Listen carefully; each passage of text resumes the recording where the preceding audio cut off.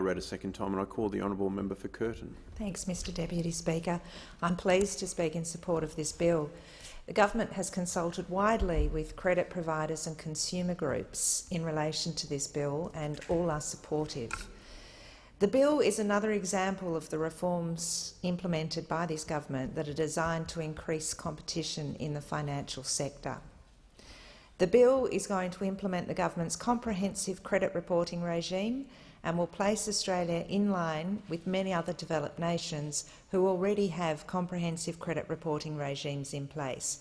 This includes the US, the UK and New Zealand.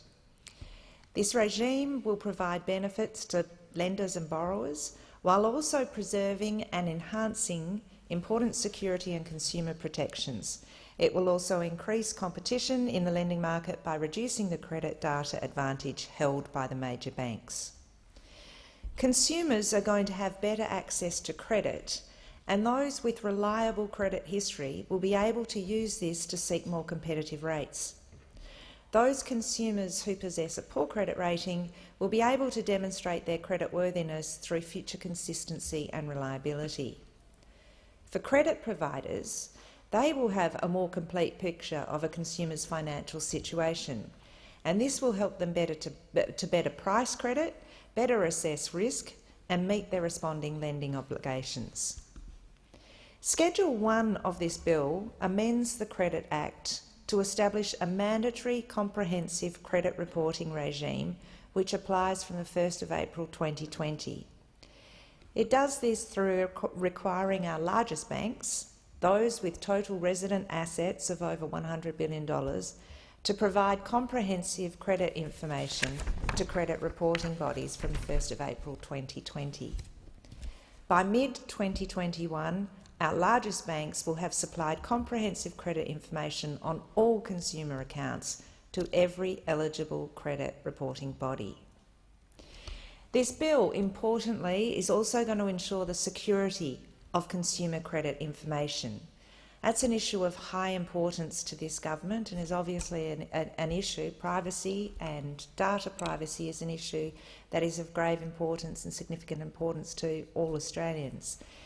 This bill is actually going to strengthen the already strict provisions of the Privacy Act relating to how consumer credit information is handled. The current provisions in the Privacy Act regarding disclosure, use or collection of credit information are maintained. This amendment is not going to affect those, but this bill is actually going to add to the protections in a number of ways, including firstly by requiring credit providers to satisfy themselves that a credit reporting body is meeting reasonable security standards before they supply their customer data. And secondly, it's also going to require credit reporting bodies to store credit information within Australia and external territories, or according to alternative security requirements in regulations for storage outside Australia, if established, if the regulations are put in place. As I said before, while people are happy accessing and providing information, people are very concerned about what their data and their information is utilised for, and this particular bill will enhance the existing protections that are in there in relation to credit. It should also be noted that the Australian Security and Investments Commission is going to enforce the new mandatory regime, and where credit providers and credit reporting bodies are subject to requirements under the bill, they will be subject to penalties if they fail to comply.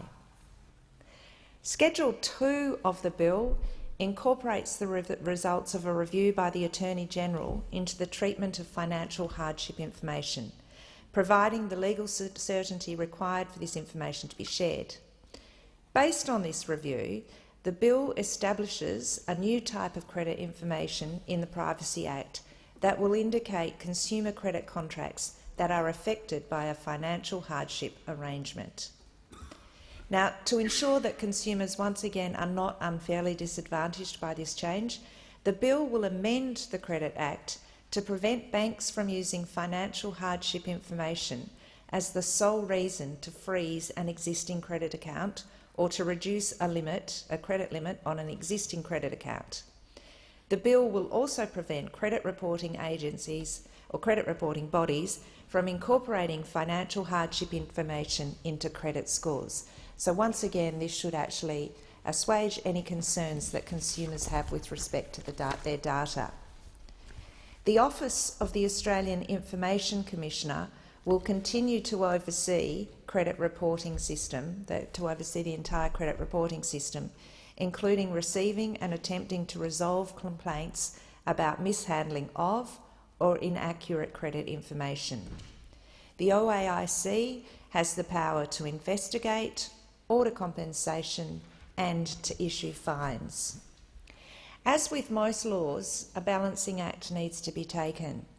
In this case, as with everything that came out of the Hayne Royal Commission, we want to make sure that there's not an undue restriction on people's access to cash, to access to credit.